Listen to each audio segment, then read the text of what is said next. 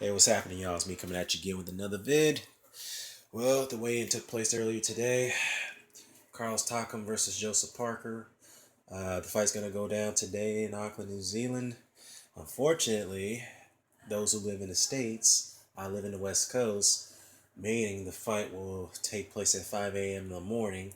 But if you live in the East Coast, it'll take place at 8 a.m. in the morning.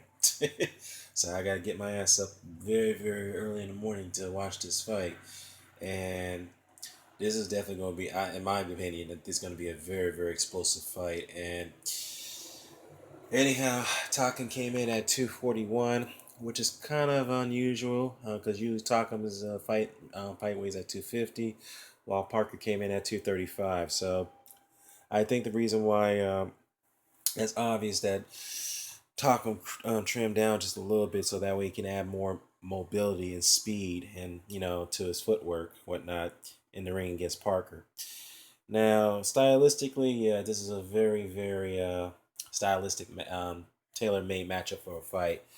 Uh, Joseph always impresses me. I'm excited about this guy. He brings a lot of excitement to his fights.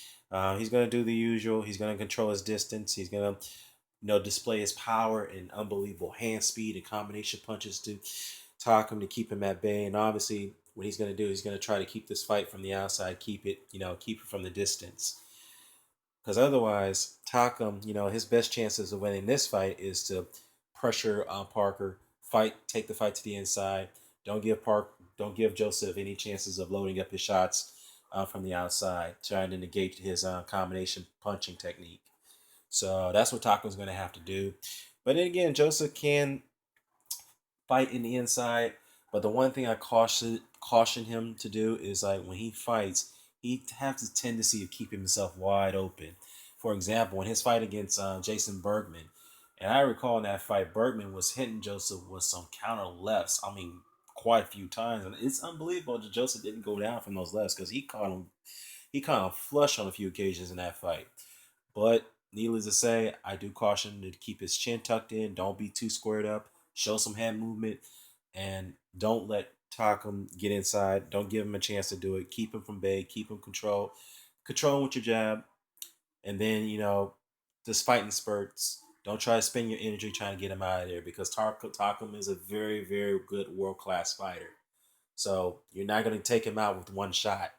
So, but then again, not Carlos Takam. Joseph Parker is totally much more powerful and skillful and has much more speed than Alexander Povetkin. So yeah, so this is going to be a different beast that Carlos Takam is going to have to deal with. So yeah, because he himself hasn't faced a fighter like Joseph Parker, where you're dealing with a guy who's big, who's powerful, who has good reach, good combination punching technique, and has incredibly fast hands. So yes, if you have to pick a winner, oh man, I have to be honest with you guys. This is a 50-50 fight. Anything can go either way. I mean, I wouldn't disagree if people think Parker is going to win this fight because given the fact that Takam hasn't faced a fighter like Parker before, or you give the edge to Takam because he's been in there with the likes of Povetkin, Mike Perez, and Tony Thompson. So, yeah, definitely looking forward to this fight. Uh, definitely is going to make up for the, the disaster that occurred last week with Wilder and Povetkin, which was obviously going to be the headliner. Now we're not going to get to see that fight due to Povetkin screwing up.